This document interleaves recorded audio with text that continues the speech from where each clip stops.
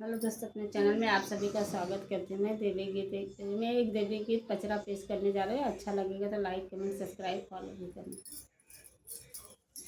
लाले लाले डोलिया पे बैठे दुर्गा मैया हो, सिंगरवा करके ना हो,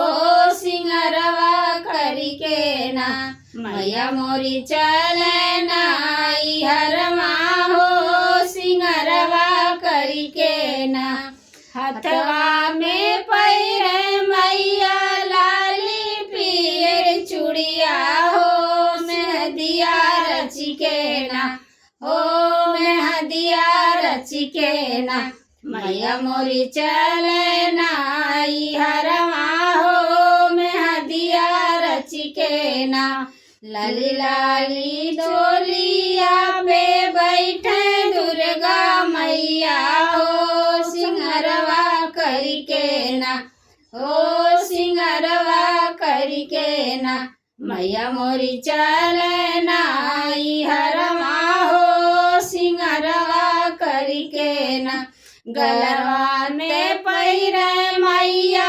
अड़उल कमरवा हो, कमरिया पहिरना हो, कमरिया पहिरना मैया मोरी कमर कर धनिया हो, कमरिया पहिरना लाली लाली डोलिया पे बैठे दुर्गा मैया हो, सिंगरवा करके ना हो, सिंगरवा करके ना मैया मोरी चले ना हरमा हो, सिंगरवा करके ना पौआ में पैरे मैया रुझुन पाया जनिया हो, महावर रचिके ना हो, महावर रचिके ना मैया मोरी चले ना हरमा हो, महावर रचिके ना लाली लाली डोलिया पे बैठे दुर्गा मैया हो, सिंगरवा करके ना हो, सिंगरवा करके ना मैया मोरी चले ना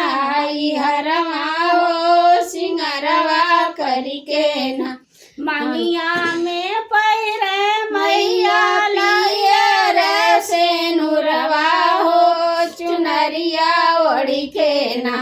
हो, चुनरिया ओढ़ी के ना मैया मोरी चले ना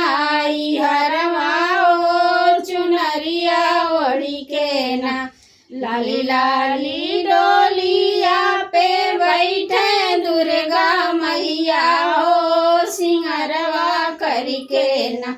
मैया मोरी चले ना